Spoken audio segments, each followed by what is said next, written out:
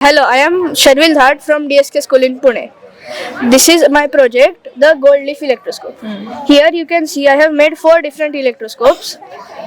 Now this project works on the basic principle of static electricity. Here I have taken a plastic scale and I will take my jacket which is made of wool. Now if I rub these together, it would cause static electricity. So what happens here when you rub it? Now if I take this scale which is charged with static electricity near the poles, the terminals of the electricity, they would pass their charges down to the leaves, and you can see it opens and closes when I take it near. Yeah, it moves. Here this is used in real life to predict thunder. Like for example, if there is a lot of static electricity in a certain area, there is a high chance that it will be thunder there.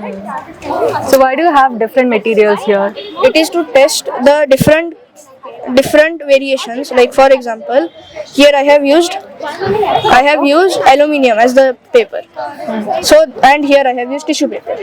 Since aluminium is a better conductor, there is a better chance that it would open up more.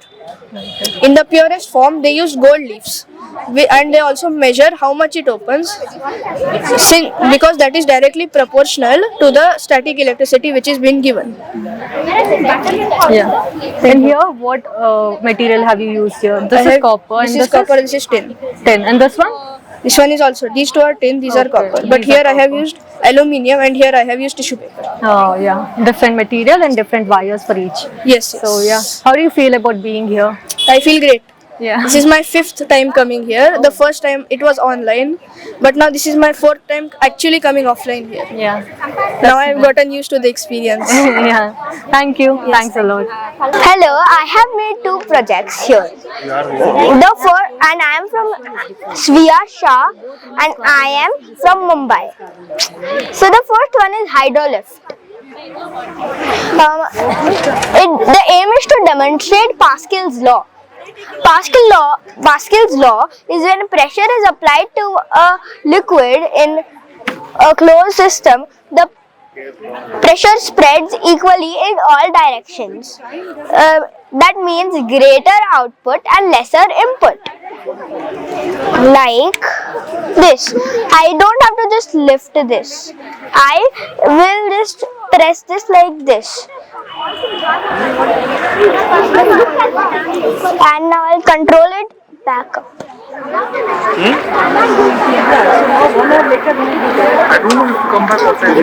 Here.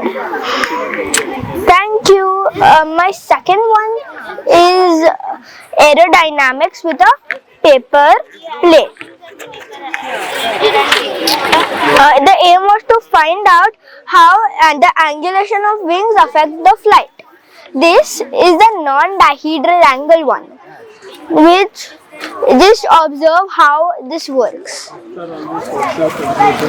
This was just it just landed and it was like not flying, but this is the one with the dihedral angle. That means the wings bent upwards. As you see, the flight was longer and it was higher. So my observation for this was the parameter, the description of wings was like the description of wings for the non-dihedral angle one was straight and flat, but the dihedral one was the wings bent upwards. The landing smoothness was hard for the non-dihedral one, but for the dihedral one, it was smooth. It stayed longer in the air with the dihedral one, but it stayed for a short distance and a shorter time for the non-dihedral one. I'm Dakshani, studying in 8th grade from Sri Swami Vivekananda Higher Primary School. My project is about is constructing a device to reduce mosquito cycle. In order to understand this, first let us understand life cycle of mosquitoes. First, female mosquitoes lay eggs which would further develop into larvae and then pupa and adult mosquitoes.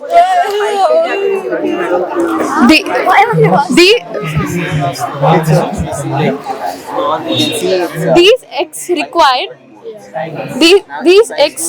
stagnant water to float and survive. If the water is flowing, the eggs would sink and die. Our goal is to reduce the mosquito population.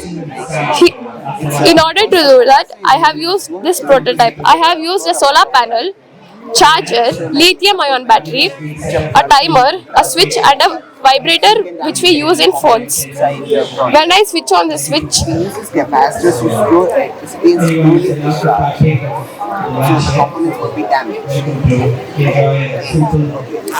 this would vibrate. Electricity in the electrocycle. This can be made in miniature model and put it into a watertight container and thrown in stagnant water bodies so that it would disturb the mosquito life cycle. Thank you.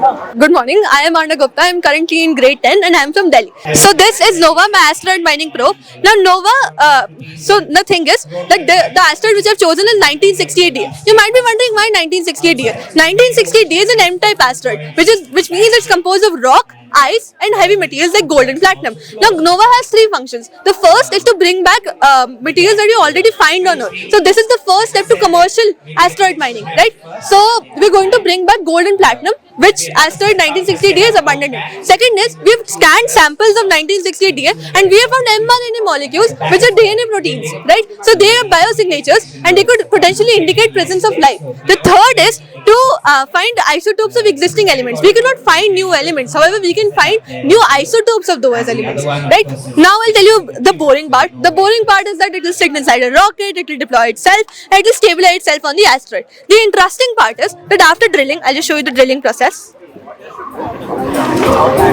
Right. So it will drill for 15 minutes at first. After drilling for about 15 minutes or so, it will stop. Now inside this cavity, you can imagine that there will be small displaced materials that like small dust particles, small rocks, etc. etc. Now if you look inside the chambers, you can see a division in the drill, right? Now this division is high pressure. The yellow division denotes high pressure, the blue division denotes low pressure, right? So since this asteroid does not have any considerable gravity of its own, what will happen is that once we release high pressure gas inside the chamber, what will happen is these materials will start floating. Now these materials, when we lift the airtight seal, the materials will move automatically. Since high pressure moves towards low pressure, right? These materials will automatically get suctioned into the low pressure chamber and into the storage module. Now this is what sets NOVA apart. This is what big companies like Elon Musk could not figure out, because this, number one, helps us in two ways. Number one, this reduces our weight because this is just pressurized tanks being used here, and secondly, this reduces our cost. This is a very simple mechanism. Last step of the way is that once the storage module is completely filled, it will detach itself, secure itself near the asteroid, because right now we do not have the proper technology to make a round trip from the asteroid to Earth. However, once we do have it, we'll collect it, bring it back to Earth and study.